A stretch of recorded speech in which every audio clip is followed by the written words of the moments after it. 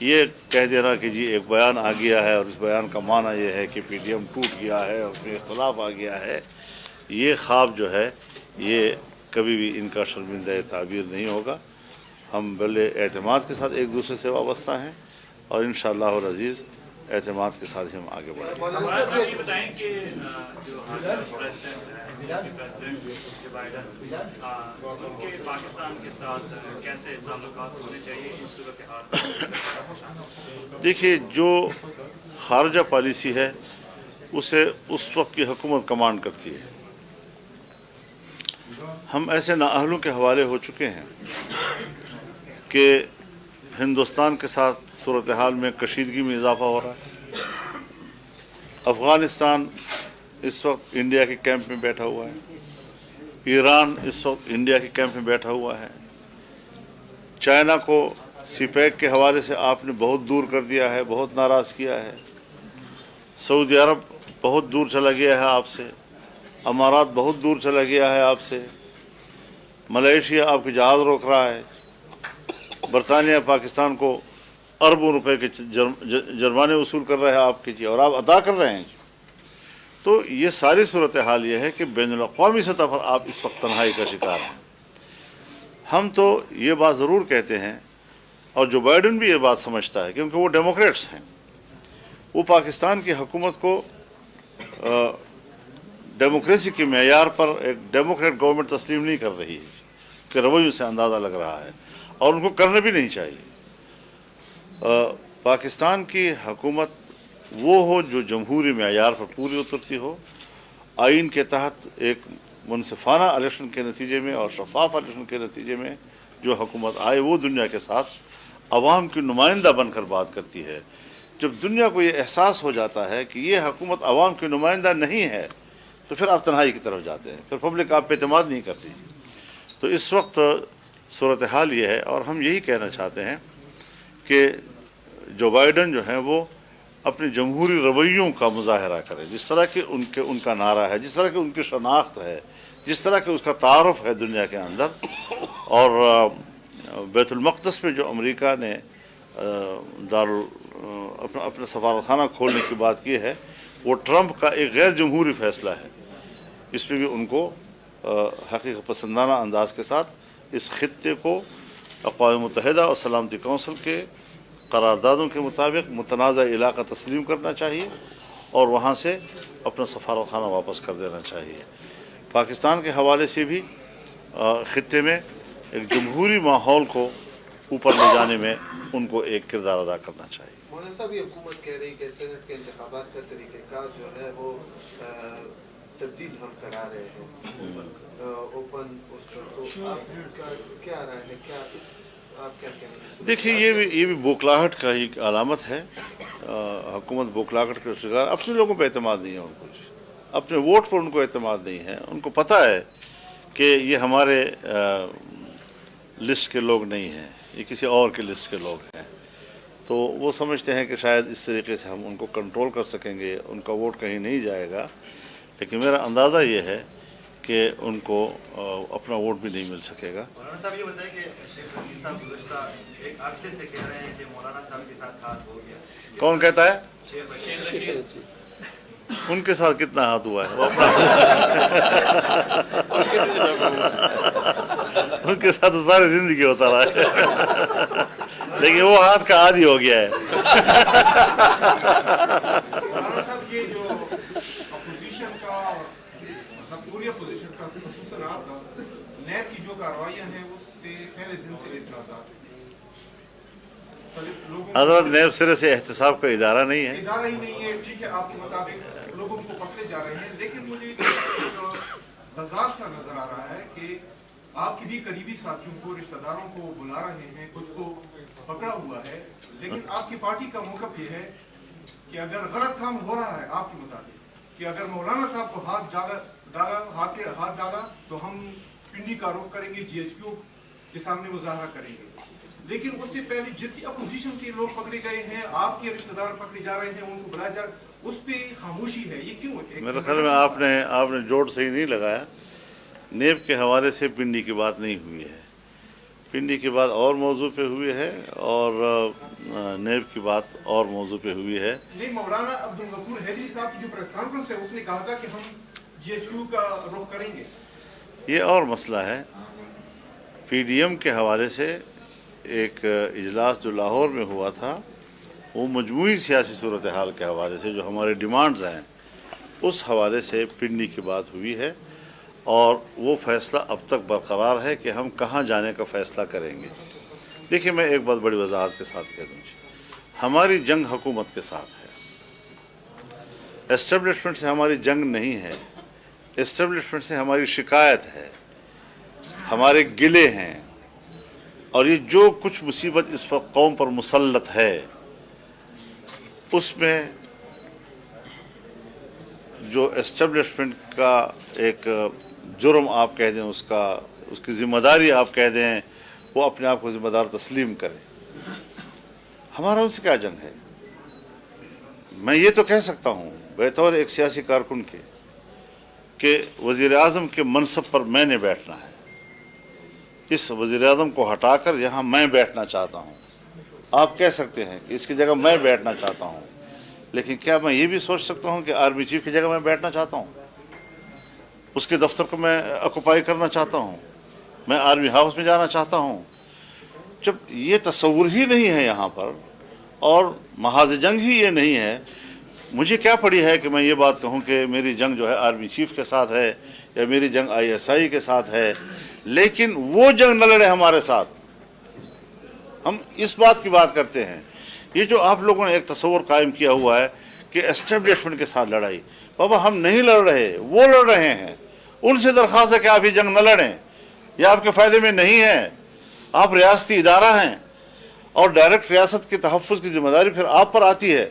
तो इस हवाले से हमारी सोच का एहतराम किया जाए, हमारी सोच को एक मुतवाज़न और एक सही सोच से ताबीर किया जाए। हम किसी से इदारों से जंग नहीं लड़ना चाहते, लेकिन अगर वो गलत काम करता है तो क्या गलत को गलत भी ना कहें, शिकायत भी ना करें, गिला भी ना करें। ये कोई इंडिया की फौज है कि हमसे गिला ना करें और उसको दुश्मन समझे। अपनों से शिकायत होती है।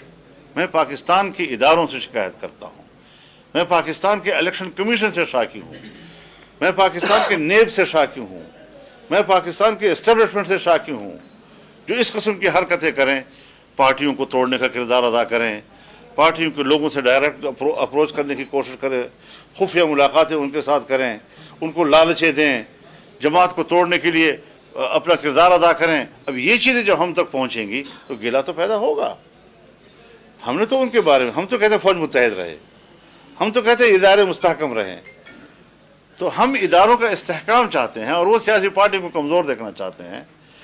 ये है असल चीज़ जिसकी तस्वीर हमें सही तौर पर कौम के सामने पेश करना चाहिए। सवाल ये है कि सब कह रहे हैं कि नब जब आपकी पार्टी की दूसरे लोगों पे हाथ डाल रहा है वो एक गलत काम है, लेकिन टारगेट ये है कि अगर सिर्फ मौलाना साहब को गिरफ्तार किया गया तो हम नेब का भी गिराव करेंगे। हम हर हाँ, ये बात ज़रूर है कि मुझ पर, इसकी वजह यह है कि मुझ पर हमला, पूरी जमीयत उलमा इस्लाम पर हमला तस्वुर किया जाएगा। और जलीजान भी हमला, जी, जलीजान पर हमला फिर मेरे ऊपर हमला तस्वुर किया जाएगा।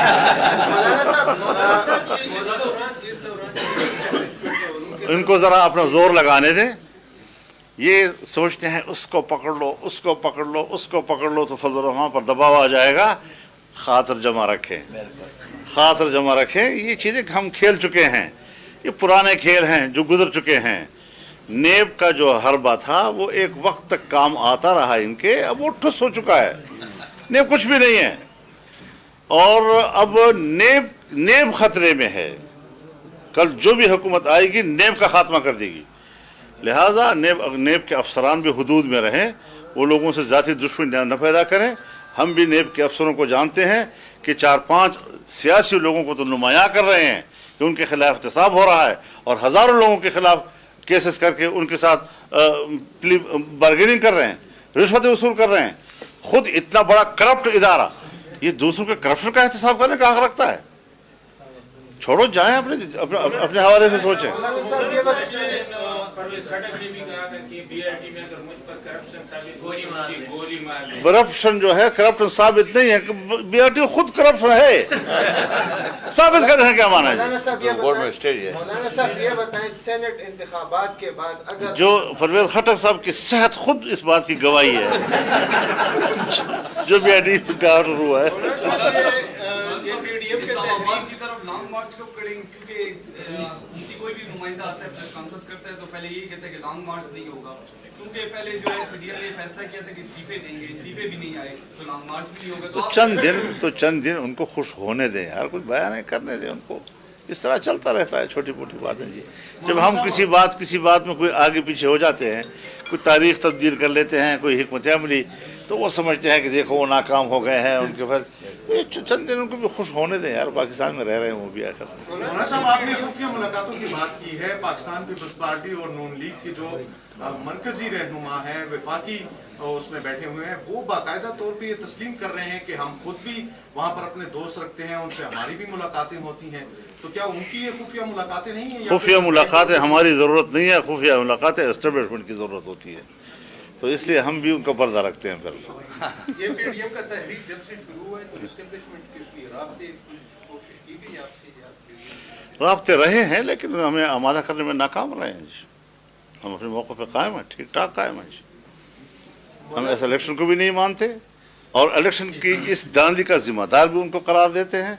न हमने इलेक्शन के नताइज तस्लीम किए हैं, न उनमें उनकी जिम्मेदार हैसियत को हमने अब तक उसमें तब्दीली लाए हैं। मौलाना साहब ये बताएं कि जो आपने आज मुतालबा किया है कि इलेक्शन दोबारा से करवाए जाए, क्या आपको लगता है कि इस वक्त जो पाकिस्तान में जो जमहूरी पार्टी हैं, जो सियासी जमातें हैं, मजहबी सियासी जमातें हैं, या पूरा जो मुल्क में एक सेटअप है, फाइनेंशियल हमारी सूरत हाल बहुत ख़राब है, तो इस सूरत हाल में क्या इलेक्शन करवाए जाएंगे? इलेक्शन तो हर कीमत पर कराए जाए कि हल ही वही है, या तो फिर बंदूक हल है, वो तो नहीं है। आइन ही हक है उसका, आइन इलेक्शन की बात करता है, किसी और चीज़ की बात नहीं कर रहा। लिहाजा जब आपका मुल्क डूब रहा है तो फिर आप क्या कहना चाहते हैं? फिर मार्शल लॉ आ जाए? तो मार्शल लॉ ने तो और मुल्क को गर्क किया है हमेशा जी, इदारों को तबाह बर्बाद किया है। आज तक जो पाकिस्तान तरक्की नहीं कर रहा और 70 साल से कमज़ोरी को मेंटेन कर रहा है, कमज़ोर वो तो मार्शल लॉ उनकी वजह से कर रहा है जी। सियासी लोगों को काम करने दिया जाए, जब काम करने देते हैं तो 3 साल के बाद उनको हटा देते हैं, 1.5 साल के बाद उनको हटा देते हैं, कोई ना कोई केस उनके खिलाफ कर देते हैं। तो इस तरीके से जब आपकी जमहूरियत फलने फूलने ही नहीं दी जाएगी, फिर शिकायत आप किससे कर रहे हैं? सिर्फ इसलिए कि इनके ऊपर थोपा जाए कि पाकिस्तान जो है कमज़ोर हो रहा है, तो ये इनकी वजह से मुल्क को तोड़ा गया, जिम्मेदार सियासतदान को करार दे दिया गया। आज हम रहमान कमीशन को आप दुनिया के सामने लाएँ, पता चल जाता है कि असल जिम्मेदार कौन है उसका जी। मौलाना साहब, वज़ीर आज़म को डेट दी गई थी 31 जनवरी की इस्तीफे के लिए, तो कल 31 जनवरी है, तो उसके बाद क्या रहा है? तो उसके बाद हम बैठ रहे हैं ना, बिल्कुल हम बैठ रहे सब हैं। ये बताएं सेनेट इंतखाबात के बाद अगर 18वीं तरमीम को छेड़ा गया तो ऐसी सूरत में क्या मौक़िफ़ आपका होगा? और दूसरा सवाल ये है, दोनों पर जवाब चाहूँगा कि क्या कबायली इलाकों का जो इंतज़ाम है वो अमली तौर पर वो फैसला जो है वो सूदमंद साबित हो रहा है?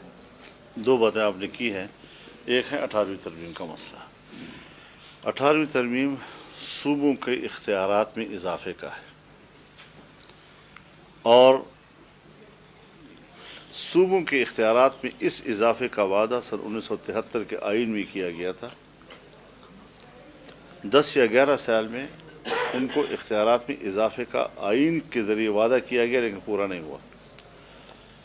अब जब 18वीं तरमीम के ज़रिए से सूबों को इख्तियारात दे दिए गए हैं, अब वापस लेना ये सूबों की एहसास महरूमियत पे और इजाफा है, जो खुदा न करे बगावत की तहरीकों में मुंतकिल ना हो जाए।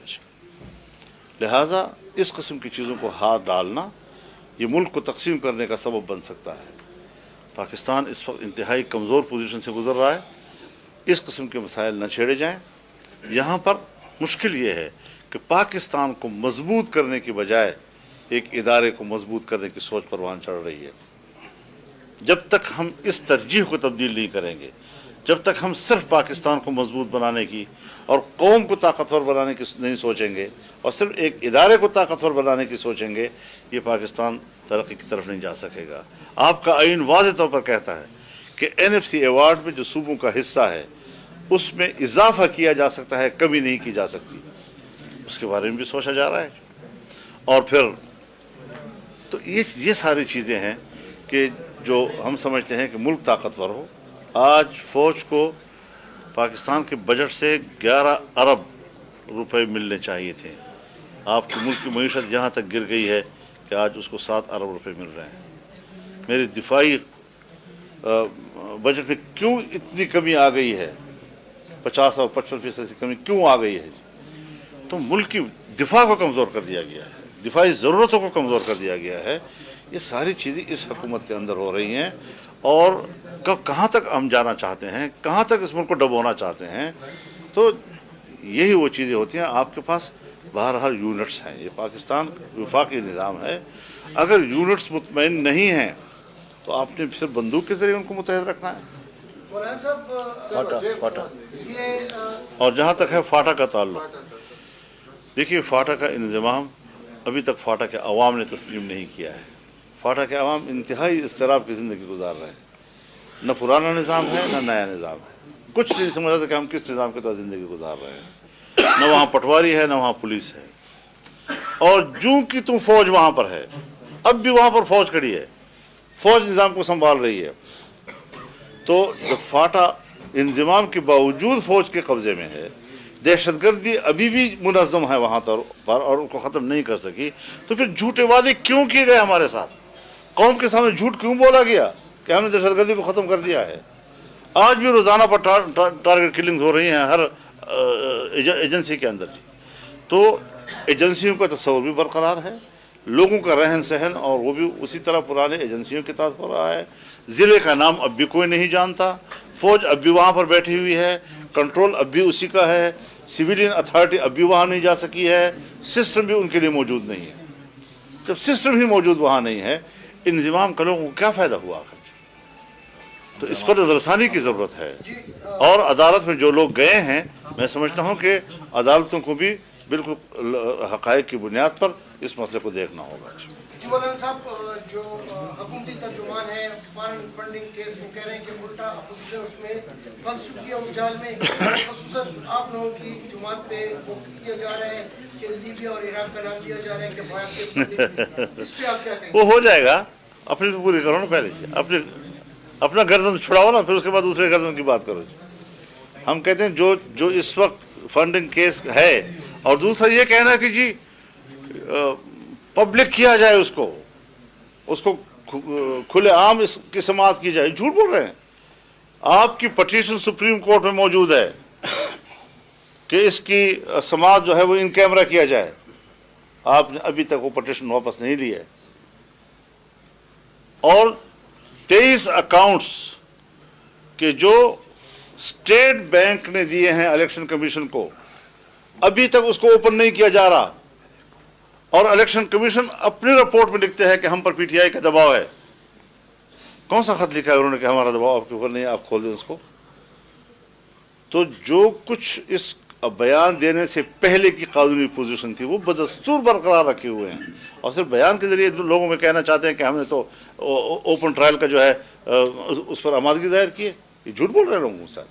صرف ایک بیان دے کر لوگوں میں یہ پرچار کرنے والی بات ہے. کوئی تبدیلی نہیں آئی, پٹیشن اسی طرح موجود ہے. اور جو الیکشن کمیشن کا فیصلہ ہے کہ اس کو سیکرٹ رکھنا ہے, اور یہ بھی کہ پی ٹی آئی کے دباؤ پہ ہم اس کو خفیہ رکھے ہوئے ہیں, یہ ساری چیزیں اپنی جگہ پر برقرار ہیں. اس میں کوئی تبدیلی نہیں آئی ہے. تو جھوٹ قوم کے سامنے نہ بولا جائے. اور یہ فنڈنگ کے ان کے گلے میں پھندا ہے. اب وہ کوشش کر رہے ہیں کہ ہمارا کیا ہے جی, ہمارا تو سب کچھ اب آمنے سامنے ہو جائے گا. ہم تو اس ملک میں احتساب کے گرداب میں نہیں پھنسے ہوئے الحمدللہ. میں پھر بھی کہنا چاہتا ہوں کہ عمران خان, تم ہمارے احتساب کی باتیں نہ کرو, بھول جاؤ ان باتوں کو. اب تم ابھی ہمارے احتساب کے شکنجے میں ہو. اب ہم سے پہلے جان چھڑا لو, پھر بات کرو جی. 15 ستمبر کو حکومت نے الیکشن کا اعلان کیا ہے, تو JUI کا کیا؟ مجھے حیرت ہے اس بات پر کہ عام انتخابات ملک میں ہوئے نہیں ہیں. عام انتخابات میں دھاندلی ہوئی ہے. عام انتخابات کے نتیجے میں ایک غلط حکومت ملک میں موجود ہے, اور عدالت کہہ رہی ہے کہ بلدیاتی انتخاب کراؤ. ان کو, میری رائے یہ ہے कि अदालत को हकीकत पसंदाना अवाम की सोच को समझना चाहिए और उनको इस बात पर सो मोटो करना चाहिए कि अदालत इस इलेक्शन को नुल एंड वॉइड कर दीजिए। YouTube पर गूगली न्यूज देखने के लिए youtube.com की सर्च बार में गूगली न्यूज टीवी टाइप करें। गूगली न्यूज के पेज पर सुर्ख रंग के सब्सक्रिप्शन वाले बटन पर क्लिक करना ना भूलिए। YouTube पेज पर अपलोड होने वाली वीडियोस से बाखबर रहने के लिए बेल आइकन पर क्लिक कीजिए। आपको हर नई वीडियो के बारे में नोटिफिकेशन मौसूल हो जाएगा।